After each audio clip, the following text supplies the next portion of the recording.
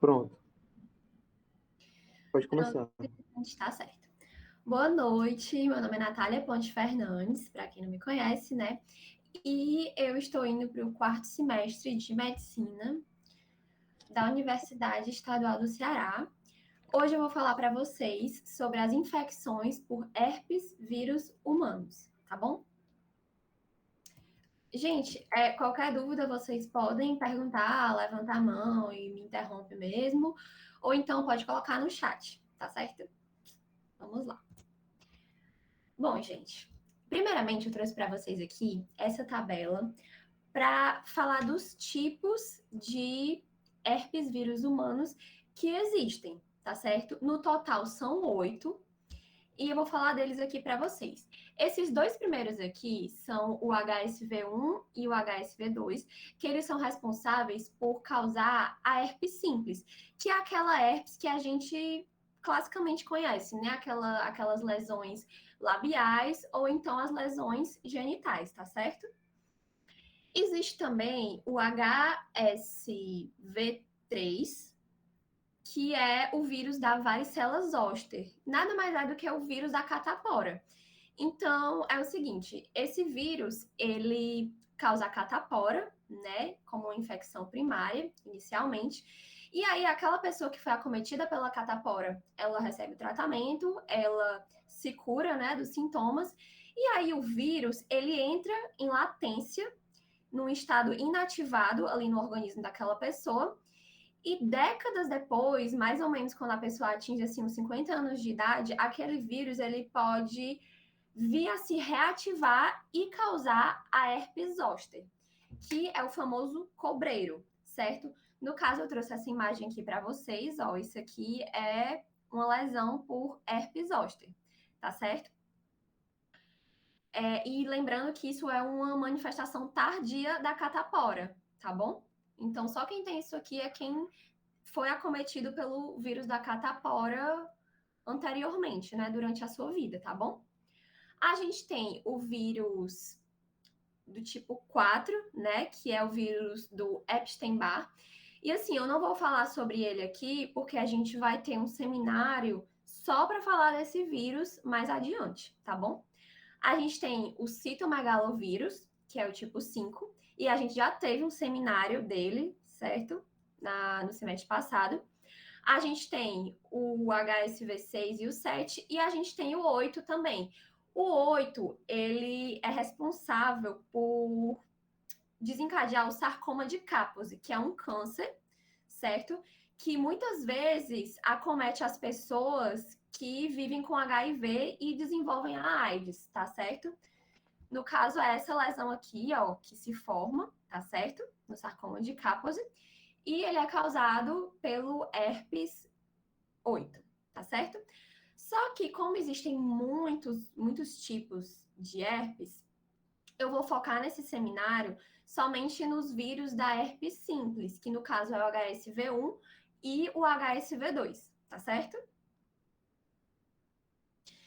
Pronto. E qual é que é a principal diferença entre eles? A principal diferença entre eles vai ser que o HSV1 geralmente vai acometer a região orofaríngea, certo? Vai acometer essa região causando a herpes labial. E já o HSV2 vai causar a herpes genital. Basicamente é só isso de diferença, porque a estrutura é muito semelhante, o mecanismo de ação é muito semelhante, até as lesões e os sintomas são semelhantes. O que vai realmente diferir é a localização, tá certo? Só que assim, como eu falei, né? Eu falei geralmente.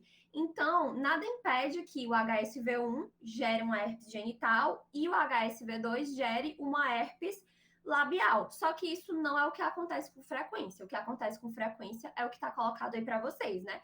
Que o HSV1 fica na região perioral, causando a herpes labial, e o HSV2 causa a herpes genital, tá certo? Pronto, gente. Aí agora eu vou falar um pouquinho, uma visão geral desse grupo, né, para vocês. Então, o vírus da herpes, ele pode desencadear uma manifestação clínica variada. eu vou mostrar aqui para vocês, né? Além dessas lesões que eu coloquei aqui do lado, que é o que a gente vê tipicamente, né? A gente fala de herpes, a gente lembra dessas lesões.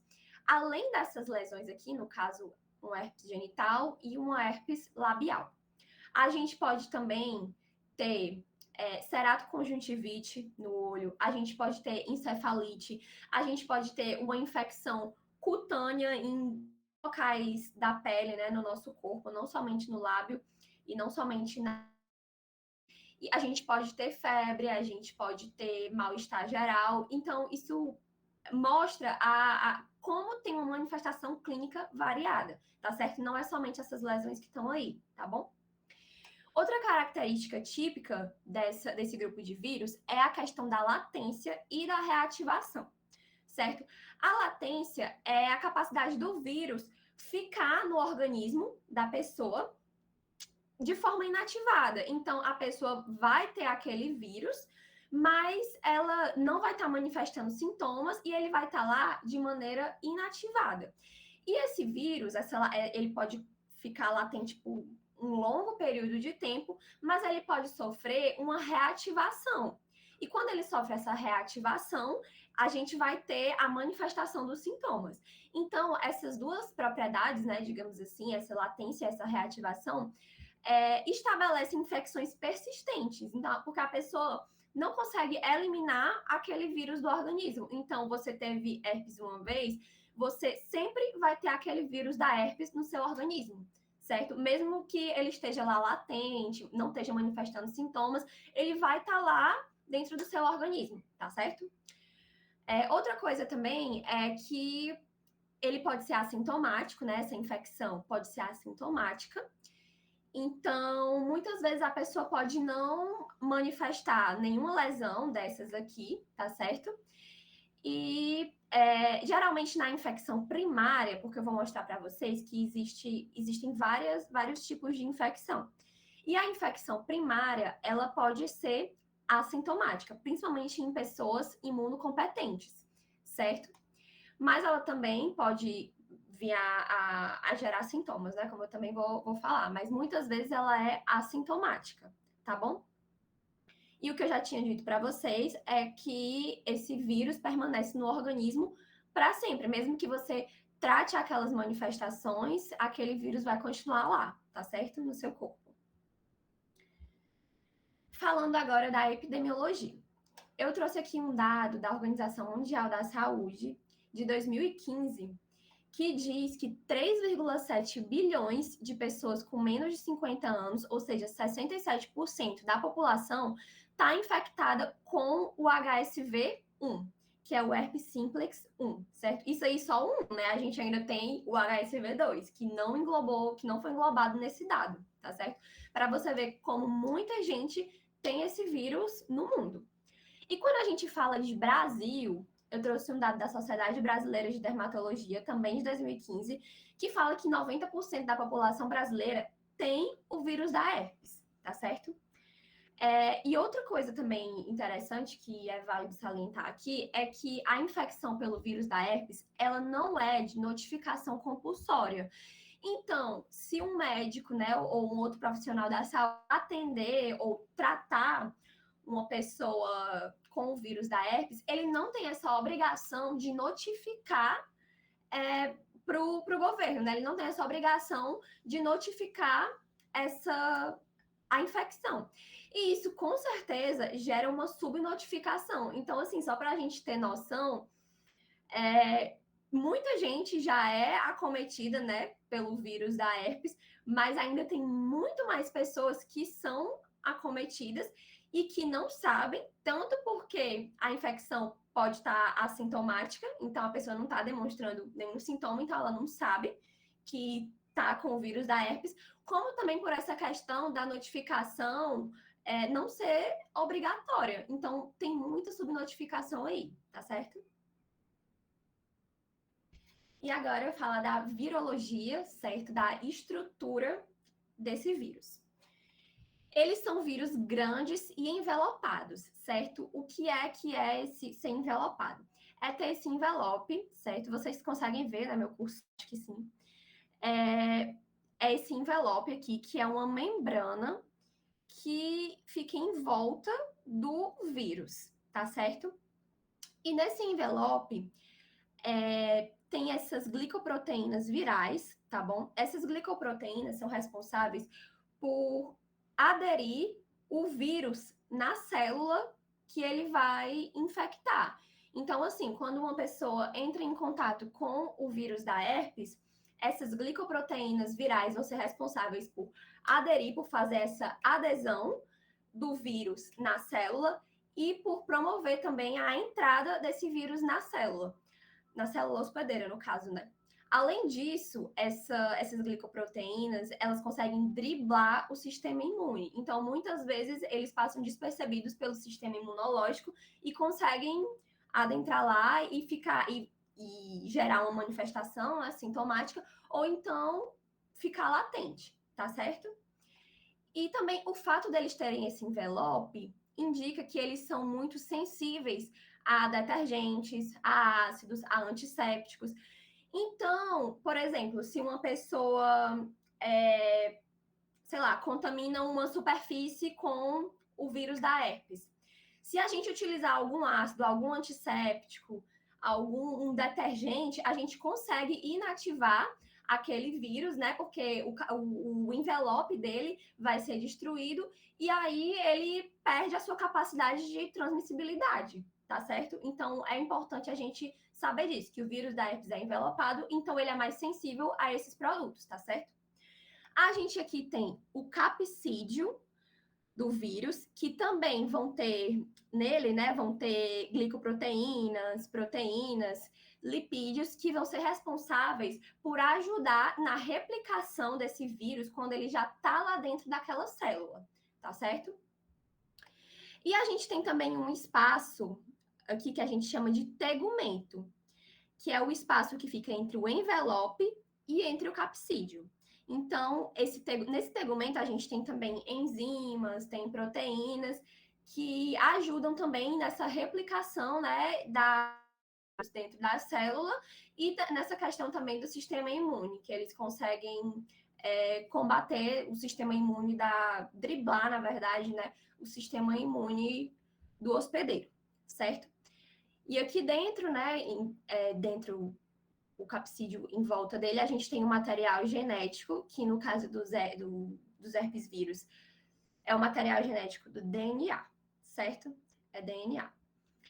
Esses vírus, eles fazem parte da família Herpes viridae e são subdivididos em 3 subfamílias, que é a alfa herpes viridae, beta herpes viridae e gama herpes viridae, tá certo?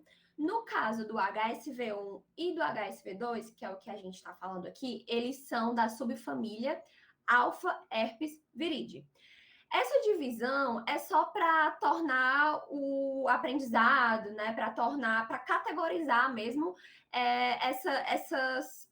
esses vírus, porque eles são baseados, essa divisão é baseada nas propriedades biológicas de cada vírus. Então, é só para categorizar, para a gente conseguir estudar melhor cada vírus desse, tá certo? Então, é isso. Outra propriedade, digamos assim, né? Outra característica desse tipo de vírus é que eles provocam efeitos citopáticos. Então, eles conseguem, quando eles infectam a célula, eles conseguem tornar aquela célula multinucleada. E isso vai ser importante para, por exemplo, para o diagnóstico citopatológico. Se a gente pegar fazer uma raspagem, né, daquela lesão, mandar para o laboratório, a gente consegue ver as células multinucleadas, que indica uma infecção por herpes vírus, tá certo? E outra característica também é que esses vírus possuem tropismo por células epiteliais e por células nervosas. Eu vou desenvolver melhor esse tópico mais na frente, mas quero que vocês guardem isso, que eles têm tropismo por células epiteliais, isso é óbvio, né, que a gente vê que o sintoma clássico da herpes é no epitélio, né, tanto labial quanto genital, e também por células nervosas, que eu vou já explicar melhor para vocês sobre isso, tá certo? Pronto, gente. Aí aqui eu trouxe uma micrografia, né? De uma lâmina de herpes vírus. Eu vou até pegar aqui uma caneta. É o seguinte, vocês lembram que eu falei do efeito citopático do vírus da herpes, né? Que ele faz com que a célula fique multinucleada. Assim, gente, essa imagem aqui, essa primeira imagem, eu peguei da internet, certo? Só que não dizia exatamente quais eram as células que estavam multinucleadas. Então, eu tive que fazer isso olhando mesmo. Então, assim, quem quiser me ajudar, quem discordar de mim, pode falar também, certo? Do que eu vou falar agora, porque isso é uma coisa que eu tô falando e que eu até pedi a ajuda de alguns amigos para ver se realmente está correto. Ó. Ao meu ver, essa célula bem aqui, ó, tá multinucleada, certo? E ela também tá gigante. Então, isso já seria uma característica da infecção pela herpes, né? Que gera uma célula multinucleada. Essa daqui eu acho que tá multinucleada. E essa daqui. E eu acho que é isso, certo? Nesse caso aqui, ó, isso daqui são neutrófilos, tá certo? Isso nessa primeira imagem.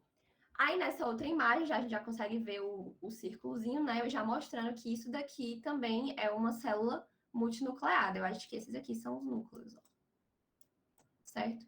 Só para mostrar para vocês, para ilustrar, né? Porque quando eu falo assim, tem um efeito citopático com células multinucleadas, fica muito abstrato, né? Só mesmo para trazer aqui para vocês, tá certo? Pronto, gente. Agora eu vou falar da patogenia dessa infecção da herpes, né? Da herpes simples. Esse vírus da herpes tem como eu já havia falado, um tropismo pelas células epiteliais e pelas células nervosas, né? No caso, os neurônios.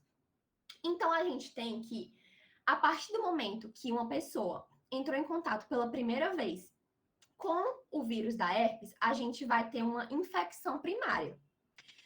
Não importa se essa infecção ela vai gerar sintoma ou não. Importa que infecção primária, a pessoa entrou em contato pela primeira vez com o vírus da herpes. E aí, ela vai ter esse vírus da herpes vai ter um tropismo inicialmente pelas células epiteliais, tá certo? Aqui, ó, é a pele da pessoa. E aí, digamos que o vírus da herpes tá aqui, né? E aí conseguiu entrar em contato com a pele dessa pessoa. Nas células epiteliais, esse vírus vai conseguir se aderir e vai conseguir adentrar nessas células, tá certo? E a partir disso também, eles vão conseguir, depois de adentrarem nas células epiteliais, sofrerem uma replicação nessa célula epitelial, eles vão seguir para o nervo mais próximo, tá certo? Então, no caso, eles vão seguir para as células nervosas, que no caso está aqui, né? Isso aqui é um nervo. Eles vão seguir, porque eles também têm tropismo por células nervosas. E aí, eles vão se instalar no gânglio daquele nervo, tá certo? E aí, eles podem ficar adormecidos lá e promover uma infecção latente. Então, eles ficam latentes lá dentro. E aí, depois de um tempo, eles podem sofrer uma reativação e voltar para cá, para a superfície da pele, certo? Atingir novamente as células epiteliais e vir a causar algum sintoma. Inicialmente, eu quero que vocês prestem atenção nisso, tá certo? Beleza. Tem a infecção primária, geralmente é pelas células epiteliais, né? Que o vírus tem tropismo. E na infecção latente, os vírus têm tropismo pelas células nervosas. É basicamente isso que eu quero que vocês saibam nesse slide. Aí agora eu vou explicar para vocês essa latência, tá certo? Então vamos lá. aqui é uma lesão, né, herpética, que a gente está vendo.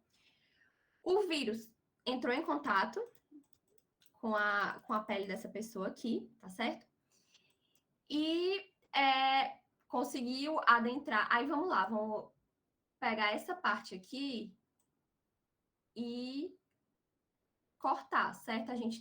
Eu peguei essa parte aqui e ampliei, tá certo? Então, isso aqui é o epitélio da pessoa, tá bom?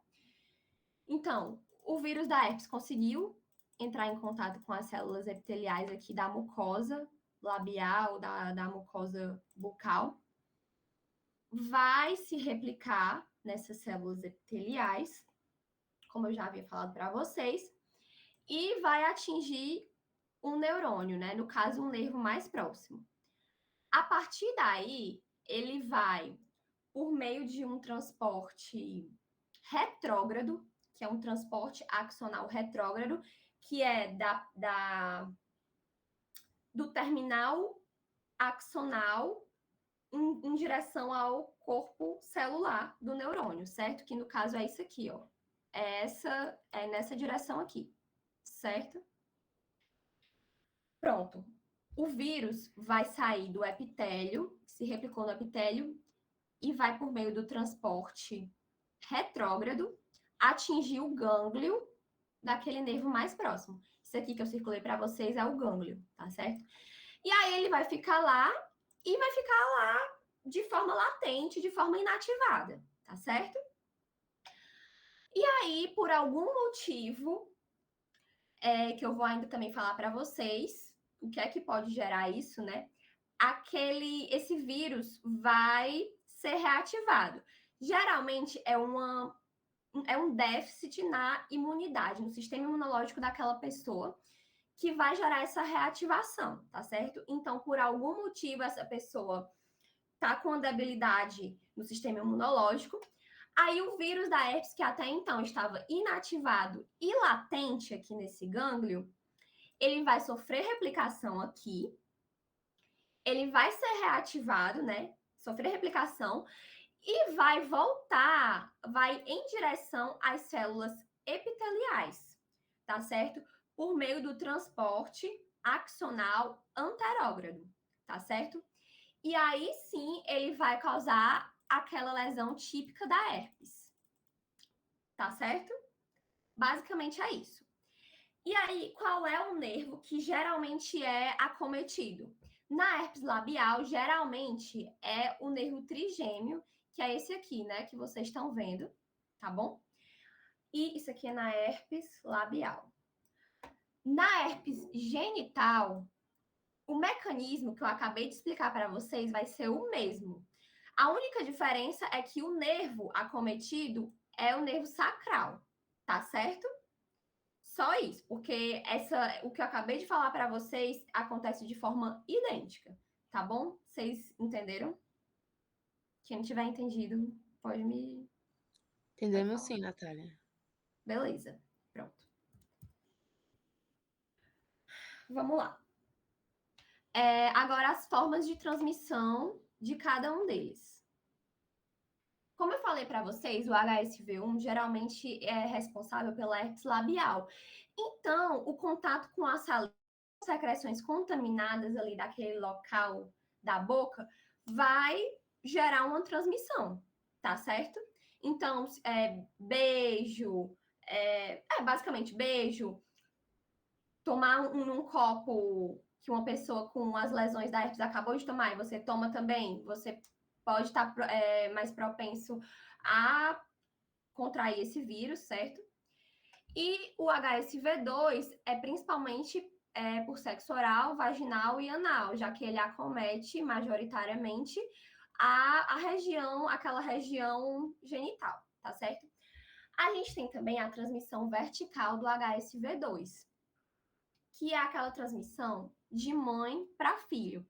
Geralmente, essa transmissão acontece no momento do parto, que é aquele momento, né, que o bebê, no parto normal, sai pelo canal vaginal, e se aquela mãe tiver com alguma lesão de herpes genital ali, a secreção pode acabar contaminando o bebê e ele pode chegar a desenvolver a herpes neonatal, que é muito grave, certo? Que eu vou também explicar melhor para vocês. Mas, assim, ela é muito grave e, assim, a gente tem que ficar atento a isso, tá certo? O HSV1, ele também pode gerar herpes neonatal. Só que, como ele geralmente acomete a região mais oral, ele não está muito presente no trato genital. Então, assim, geralmente não ocorre essa transmissão vertical. Quando se tem a transmissão vertical na hora do parto, a gente pensa logo no HSV2, tá certo? Aí, aqui uma observação que eu coloquei é que as pessoas assintomáticas podem transmitir o HSV também.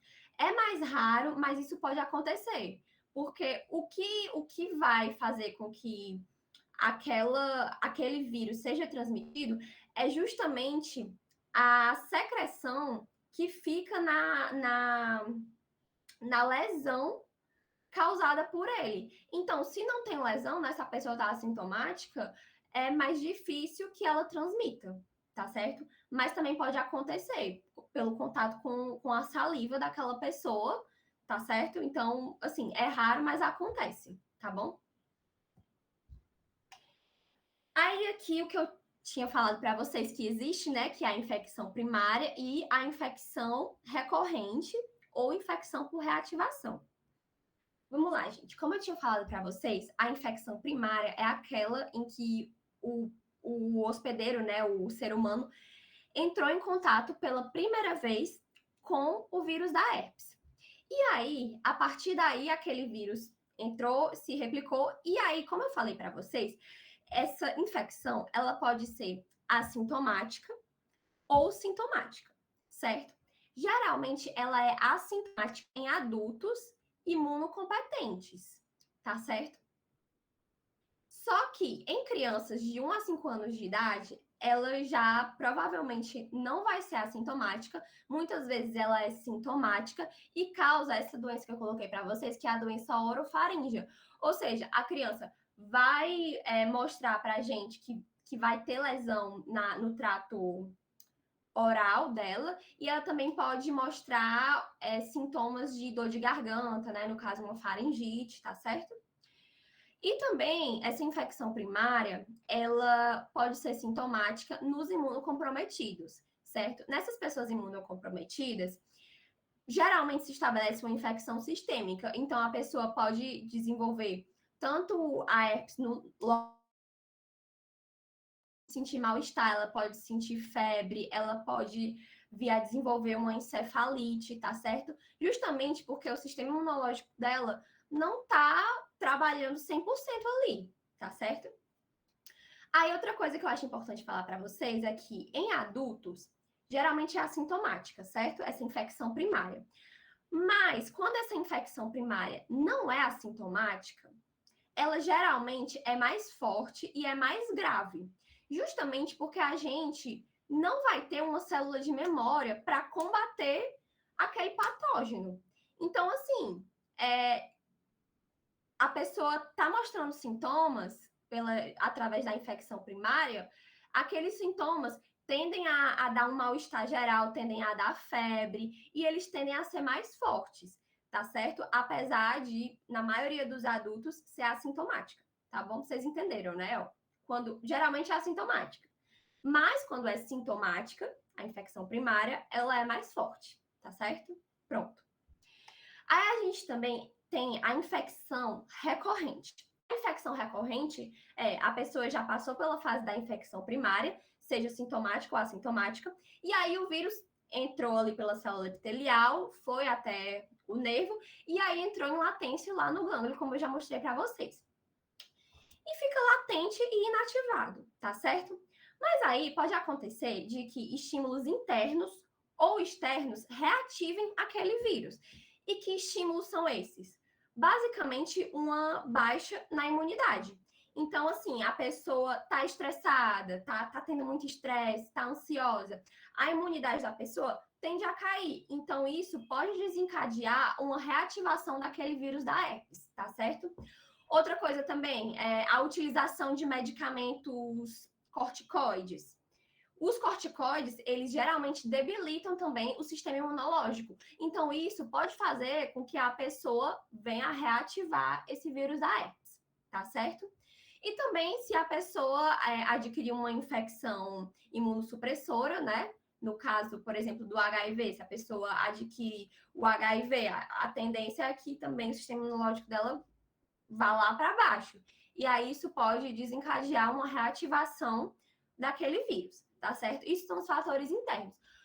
Os estímulos externos, a gente pode ter o simples fato de você sair e levar sol já pode ser um fator de reativação desse vírus. Então, você saiu, passou o dia na praia levando sol, levando aqueles raios ultravioletas, né, na sua pele. Horas depois, ou até mesmo no outro dia, você pode já começar a sentir coceira, formigamento, e aí as lesões podem aparecer, justamente porque o vírus foi reativado pelos raios ultravioletas do sol, tá certo? Pronto. E aí agora eu vou falar para vocês a história natural dessa infecção pela herpes simples, tá certo? Vamos lá. Aqui eu vou iniciar pela infecção primária, tá bom? Vamos lá. Aqui tem o contato sexual, mas pode ser o contato por beijo, né? No caso da herpes labial, pode ser contato mesmo direto com a secreção. Então, aqui tem contato sexual, mas isso aqui vale também para herpes labial, tá certo? Então, vamos lá. A pessoa teve o contato com a secreção rica em vírus, e aí ela contraiu o vírus da herpes. Mais ou menos uns 5 dias depois, que é justamente o período de incubação, ela vai começar a sentir alguns sintomas. Detalhe, o período de incubação do vírus da herpes geralmente é de 4, 5 dias, mas eu vi também que ele pode variar de 1 até 26 dias. Mas o mais comum é que é mais ou menos isso, 5 dias, tá certo? Então vamos lá. 5 dias depois, após o primeiro contato, a pessoa pode começar a ter os seus sintomas. No caso aqui, a pessoa vai ter a infecção primária, que é aquela que eu falei para vocês, que pode ser assintomática, mas quando ela é sintomática, ela é mais forte, que é o que eu vou mostrar aqui para vocês. Ó. A pessoa pode sentir dor, pode sentir prurido, ou seja, coceira, disúria, que é dor ao urinar, né? No caso da herpes genital, a pessoa sente dor ao urinar, a pessoa sente coceira, sente dor no local. A pessoa pode sentir mal-estar, pode ter febre, dor de cabeça, certo? Tudo isso vai indicar que é uma infecção primária, tá certo? Além disso, né? Além desses sintomas mais gerais, ela vai também desenvolver as lesões no local da infecção. Então, vamos lá. Inicialmente, a primeira lesão que aparece é em forma de vesícula, tá certo? Que é justamente essa lesão aqui. Esse é o primeiro estágio da infecção da lesão pela herpes, que é justamente a formação dessas vesículas bolhosas, dolorosas, e muitas vezes com uma base eritematosa, que é uma base mais avermelhada, que é no caso dessa figura aqui, tá certo? Esse é o primeiro estágio, tá bom? Depois disso, a pessoa passa mais ou menos assim, uns 4 dias com essa lesão. Depois disso, ela vai para um estágio de pápula e depois para um estágio de crosta. Aí, sim, aqui é só a descrição da lesão da vesícula, certo? Às vezes ela é chamada, essa primeira lesão aqui, de orvalho em uma pétala de rosa, porque tem gente que acha parecido com um orvalho numa pétala de rosa, porque a base é eritematosa, né, vermelha, e aí as vesículas seriam o orvalho, tá certo? Beleza. Aí, passou essa fase aqui, a gente vai para a fase da pápula, que é quando as vesículas começam a se romper e liberar a secreção virulenta, né? E aí, quando elas se rompem, elas tendem a formar úlceras e pústulas, que é o caso dessa lesão aqui, ó, que é a fase de pápula, tá certo? Essa fase, geralmente, é a mais infecciosa, porque é quando as vesículas vão estar se rompendo e vão estar eliminando a secreção rica em vírus. Então, como a transmissão se dá pelo contato com essa secreção, né, as pessoas tendem a se contaminar mais facilmente nesse estágio aqui. Depois desse estágio, a gente tem a formação da crosta. A crosta já é mais um caminho ali para a cicatrização, certo? Então, essa crosta já vai estar mais acastanhada, né? Como tem aqui, né? Nessa figura. E ela já vai estar mais seca, certo? A gente não tem mais tanta presença de secreção ali, tá bom? Então, aqui, ó, a gente tem na fase da úlcera uma lesão pustular com o rompimento das bolhas e a formação de uma úlcera. E nessa fase aqui, a gente tem a formação de uma crosta seca e acastanhada, tá certo? Então, esses são os 3 estágios da lesão da herpes, tá bom? E além disso, ainda na infecção primária, a pessoa pode ter os linfonodos sensíveis. Se o acometimento for na região genital, ou seja, se for a herpes genital, os linfonodos ali da região inguinal da pessoa vai estar mais sensível, certo? Mas se for na região labial, os linfonodos mais sensíveis vão ser ali da região do pescoço, tá certo? Pronto, basicamente é isso, né? Beleza. Então a pessoa passa por esses estágios aqui. Quando a pessoa está na fase de crosta, ela já vai ter melhorado da febre, do mal-estar, né? Da dor de cabeça. E aí ela vai passar pela recuperação. Seja porque o sistema imunológico dela foi competente e conseguiu eliminar aquelas lesões, seja porque ela fez o tratamento, porque a gente vai ver que existe o tratamento sintomático, tá certo? Pronto, beleza. Essa foi a infecção primária. E aí, passada a infecção primária, o vírus vai ir em direção ao nervo e vai ficar latente, tá certo? Lá no gânglio. Então, ele vai ficar numa fase de pródromo, que é uma fase em que o vírus está justamente inativado, só que ele está ali guardadinho, tá certo? E aí, quando a pessoa recebe algum daqueles estímulos que eu já falei para vocês, e o sistema imunológico dela cai, a gente pode ter a infecção por reativação ou infecção recorrente, certo?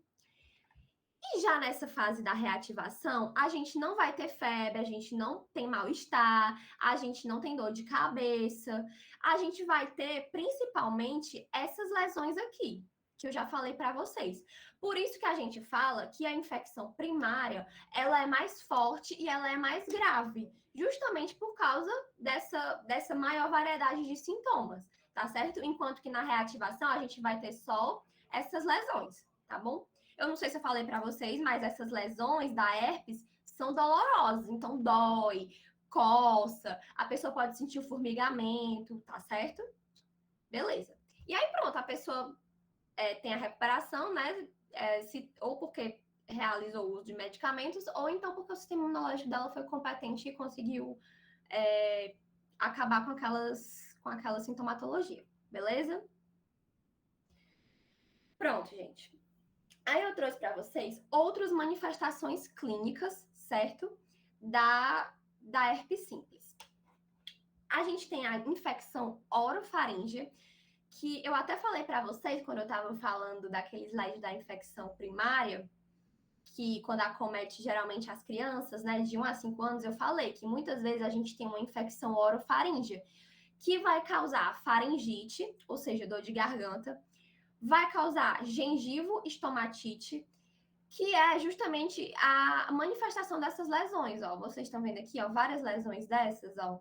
Isso aqui é herpes, isso aqui é uma criança, certo? É a região bucal de uma criança. E aí essa criança tá com essas lesões e ela pode estar sentindo também dor de garganta, né? Ela pode estar sentindo febre, porque geralmente esse tipo de infecção é mais comum nas crianças, de 1 a 5 anos. E também, como eu já havia falado para vocês, né? É mais comum na manifestação da infecção primária, tá certo? E aqui outras manifestações ainda também da herpes. Vamos lá. A gente tem essa infecção da herpes que a gente chama de panarício herpético. O panarício herpético é uma lesão causada pelo vírus da herpes que vai geralmente acometer os dedos das pessoas. E esse panarício herpético é mais comum em profissionais da saúde, dentistas, enfermeiros, técnicos, até mesmo médicos também, né? Que sem querer entraram em contato com a secreção de um paciente que está contaminado pelo vírus, certo? E aí a lesão que aparece é tipicamente essa daqui. É uma lesão, são as vesículas, né? A mesma coisa que eu mostrei para vocês, aquelas mesmas vesículas, só que elas vão se encontrar nos dedos das pessoas, tá certo? Isso é o que a gente chama de panarício herpético. A gente tem também a ceratoconjuntivite, que dá no olho, né, da pessoa, obviamente. Então, a pessoa entrou em contato com uma secreção, tipo, uma secreção entrou em contato com o olho da pessoa, aquilo pode se desenvolver numa ceratoconjuntivite, né, numa ceratite herpética, que no caso é essa lesão aqui, tá certo? Uma outra lesão também, que se dá pela herpes, são as infecções cutâneas, só que mais generalizadas. Por quê? Qual é a diferença, né? É porque essas infecções cutâneas, elas podem dar em qualquer parte do corpo. Ela pode dar no braço, ela pode dar nas pernas, ela pode dar no tórax. E assim, ela é muito comum entre lutadores, nas pessoas que lutam, né? Aquele MMA, boxe. São muito comuns nesse tipo de luta. Por quê? Porque, assim, o vírus da herpes, ele não consegue adentrar na nossa pele intacta. Na nossa pele, por exemplo, ele não vai conseguir entrar no braço da pessoa, né, no antebraço da pessoa, se aquela lesão, se aquela pele estiver intacta. Então, para que ele consiga entrar naquele local, a gente tem que ter alguma abrasão, algum arranhão, alguma lesão já naquele local para que ele consiga entrar. E isso é muito comum justamente o quê? Entre os lutadores. Por quê? Porque eles estão lá estão lutando, né? Estão constantemente gerando lesões, né, abrasões na pele, e eles estão em contato muito próximo. Então, é muito fácil de se transmitir o vírus da herpes nessa situação, gerando uma infecção cutânea, certo? Que no caso é essa imagem aqui, tá certo? Que eu trouxe para vocês. E outra complicação da herpes que pode acontecer é a encefalite herpética. Ela é menos comum, na verdade, ela é bem rara, mas ela acontece. Então, eu acho importante trazer para vocês, certo? A encefalite herpética, ela não tem, eu não encontrei, assim, uma causa etiopatológica para que ela ocorra, mas o fato é que ela acontece, certo? A pessoa que se contaminou pela herpes pode desenvolver uma encefalite. Então, a pessoa pode começar a delirar, ela pode desenvolver demência, certo? E também, e esse vírus, né, da herpes, quando ele acomete, quando ele causa encefalite, esse vírus, ele fica geralmente no lobo frontal e no lobo temporal, tá certo? Isso aqui, essa encefalite é muito mais comum em pessoas imunocomprometidas e em neonatos, tá certo? Em pessoas imunocompetentes muitas vezes não têm essa complicação da herpes, tá certo? E agora, falando da herpes neonatal, lembra, né, que eu falei para vocês, quando eu estava falando de transmissão, que o HSV2, ele pode ser transmitido, né, por meio da transmissão vertical, da mãe para o filho, durante o parto, né, e que é muito grave a herpes neonatal, e que eu ia falar para vocês sobre isso depois. Pronto, chegou a hora, vou falar disso agora. É o seguinte, a herpes neonatal, ela geralmente é transmitida durante o parto, quando o bebê passa pelo canal vaginal da mãe e a mãe tá com alguma lesão herpética, tá certo?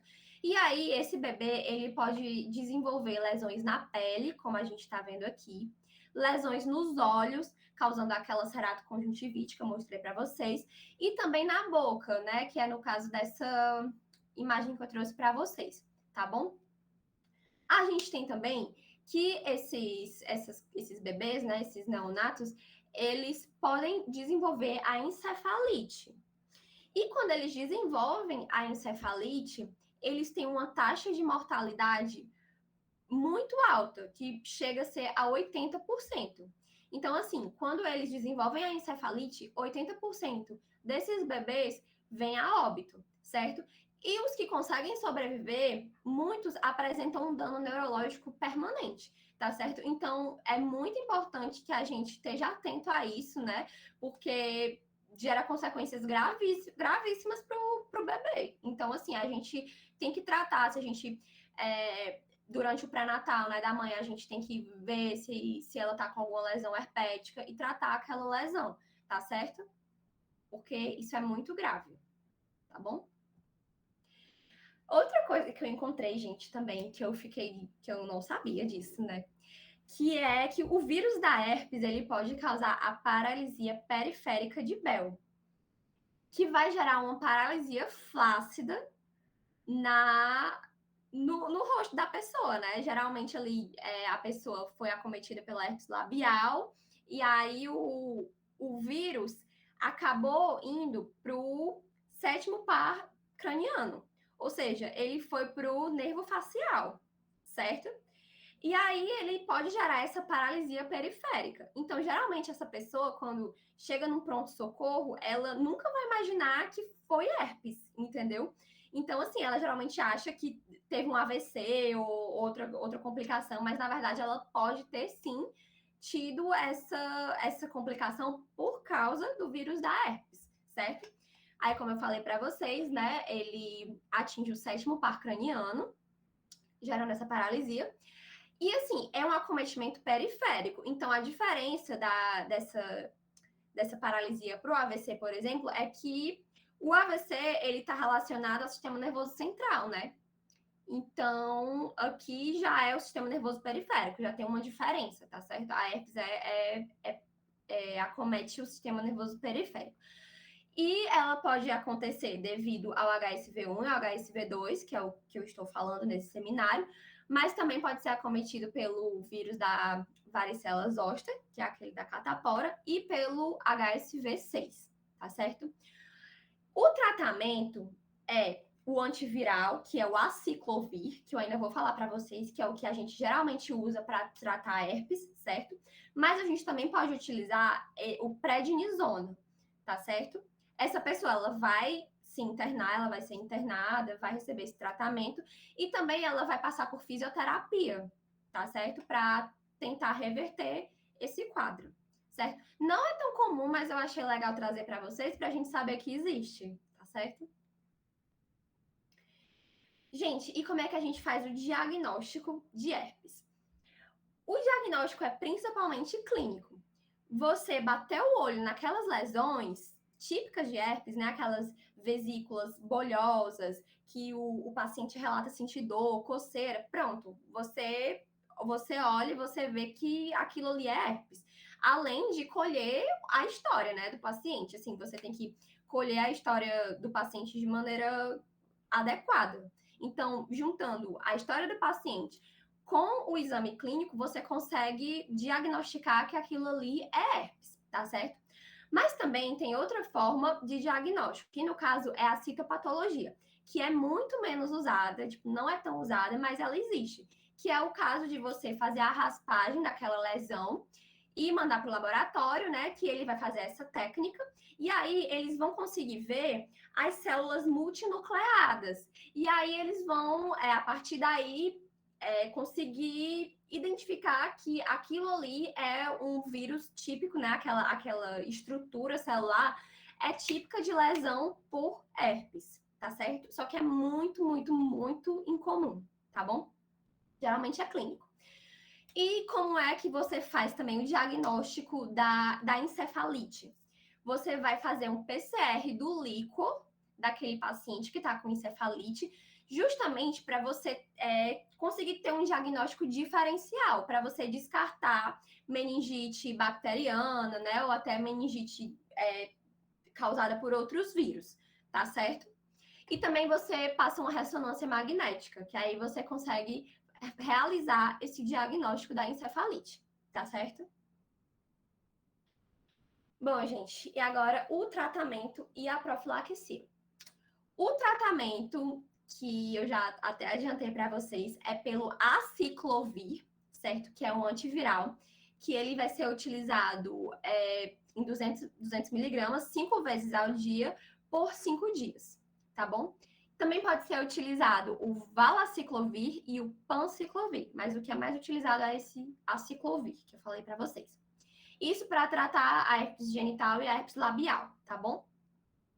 Já na infecção neonatal, a gente também utiliza o aciclovir, mas a gente vai utilizar ele de maneira intravenosa, certo? De 8 em 8 horas durante 7 dias.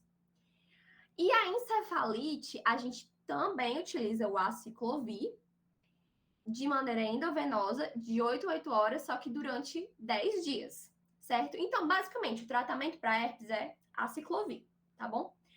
Aí a gente também tem uma forma de profilaxia dessa herpes. Quando a pessoa tem uma infecção muito frequente, ela tem aquelas infecções recorrentes de forma frequente, a gente consegue passar para ela uma profilaxia, que também é com aciclovir, né, de 200 miligramas, que ela vai tomar esse medicamento 3 vezes ao dia, de 6 a 12 meses. Isso é o médico que vai dizer na hora, tá certo? Então, é isso.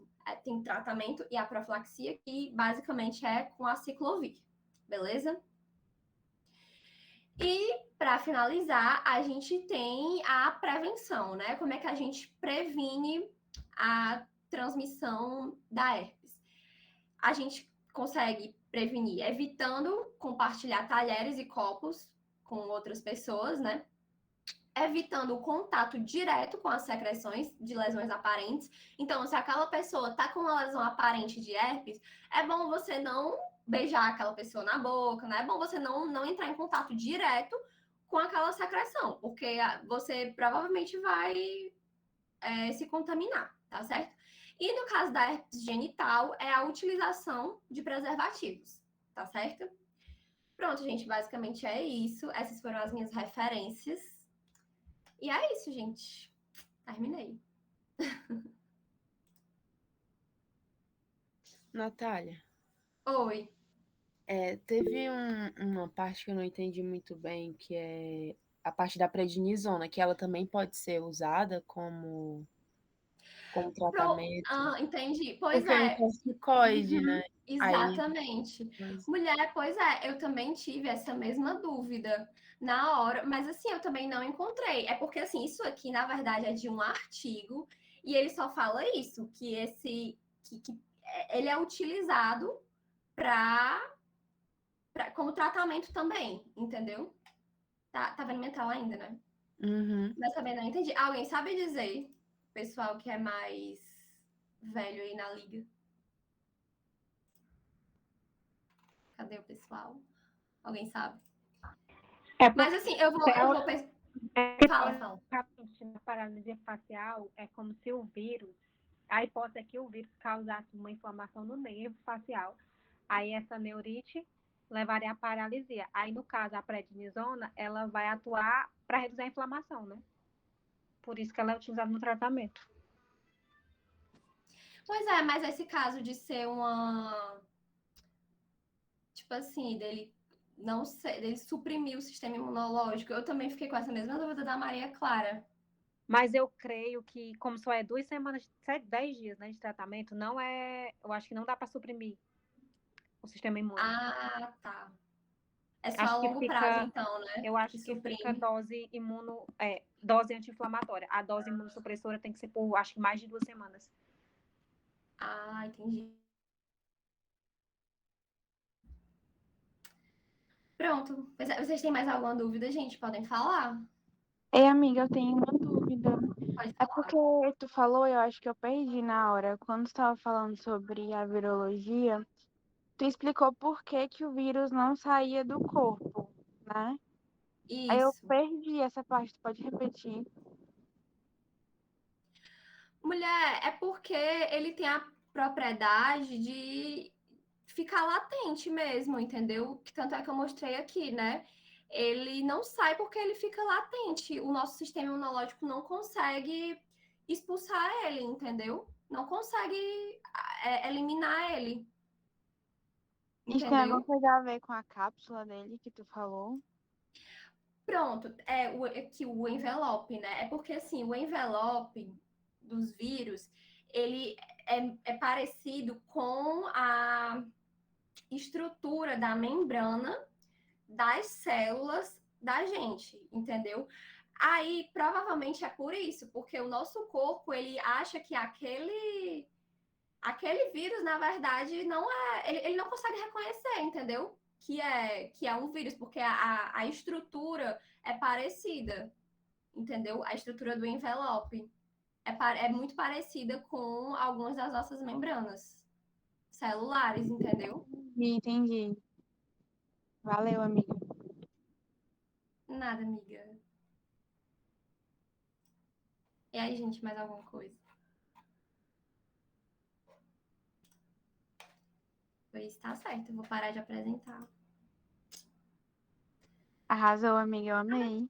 Ai, obrigada, gente. Obrigada pela presença. Ai, obrigada, Rebeca. Obrigada, cadê o pessoal aqui? Ai, muito obrigada, gente. Vocês são demais.